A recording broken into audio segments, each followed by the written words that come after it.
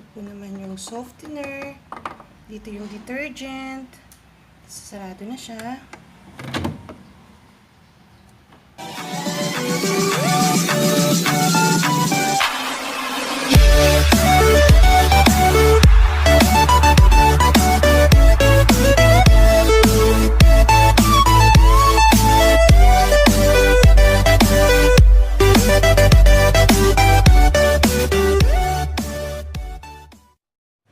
Dati po kasi, hirap na hirap kaming maglaba kasi nadyang umuulan, hirap magpatuyo ng damit.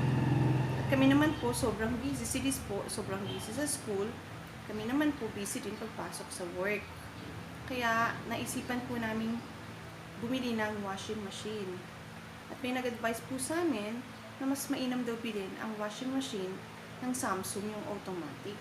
Kasi mas convenient daw gamitin at hindi daw malakas sa kuryente. Kaya tinry po namin, ang binili namin yung Samsung na sewing machine. So, ipapakita ko po sa inyo kung paano namin ginagamit yun at paano sobrang convenient na gamitin. Sasaksak lang siya sa gripo kasi itong washing machine pwedeng katabi niya, may gripo na at doon na siya naka-steady.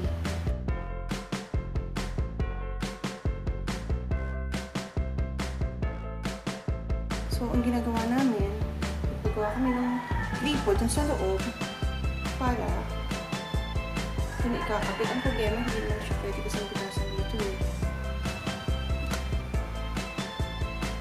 So, water level, active wash. Ito po yung start, push power. Pwede siyang pussy, quick, soak, dedicates, blanket, at jeans. Yung ginagamit po namin dito is itong pussy. Ito yung dual activity. 8 kilograms po siya. Medyo malaki po yung washing machine, kaya hindi namin mailagay doon sa laundry area namin kasi hindi kasya doon sa pintuan. Liit lang po kasi yung pinto doon sa laundry area namin. Kaya nangyari dito sa tabi siya ng CR. Ito siya. Ito yung lagayan ng detergent. Lagyan ng dito. Tapos dito yung lagayan ng downy ng softener. So, maganda po oh. Makikita dito oh. Hindi siya katulad ng ibang washing machine na pwedeng masingit dito yung mga ibang damit or yung mga zipper. Dito hindi siya maano kasi wala siyang butas.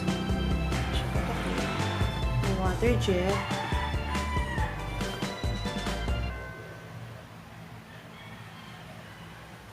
Dito po, natatanggal din siya para kung pwede kang mag-wash. Dito ka pwedeng magkusot-kusot kung may kukusutin.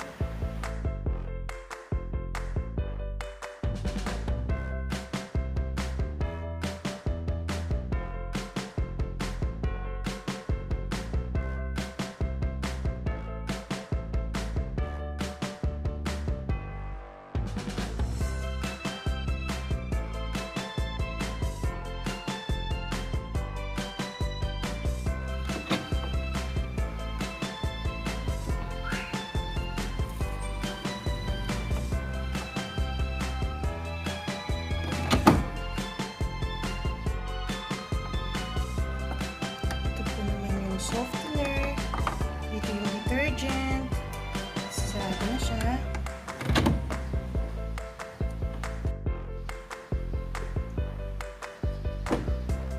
Yan, ayan mo siya. So, nilalakas ko dun para dumiretso yung tubig kasi ito yung hose niya na diretso naman sa gripo. Ang gagawin lang po natin is start power muna, tapos nasa delicates kasi ito.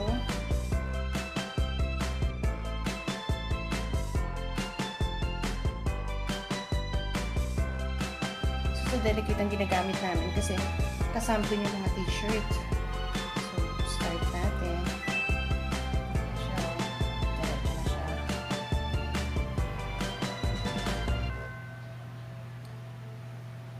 So, ang maganda niyan, siya na yung kumukuha ng tubig from the faucet.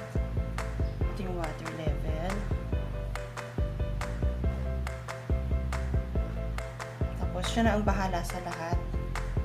So, parang pagkatapos niyan, mag-music na lang siya para malaman mo kung tapos na yung nilalaban mo.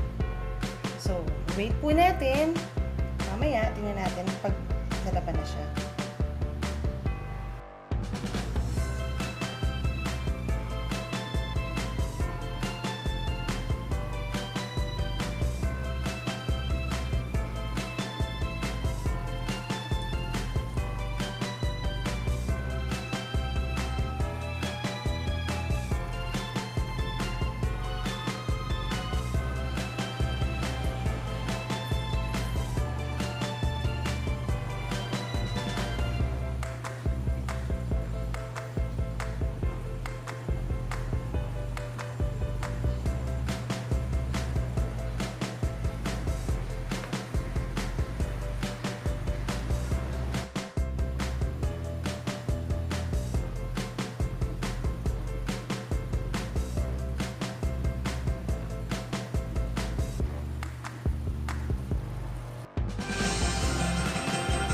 Habang kung naglalaba, nakakapanood po ako ng TV, nagagawa ko rin po itong mga dapat kong gawin para doon sa mga student ko na online.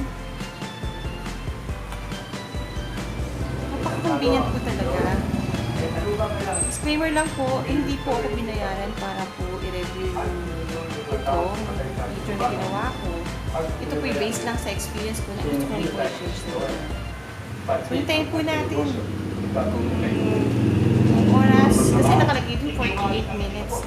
So, after 48 minutes, tingnan natin mamaya.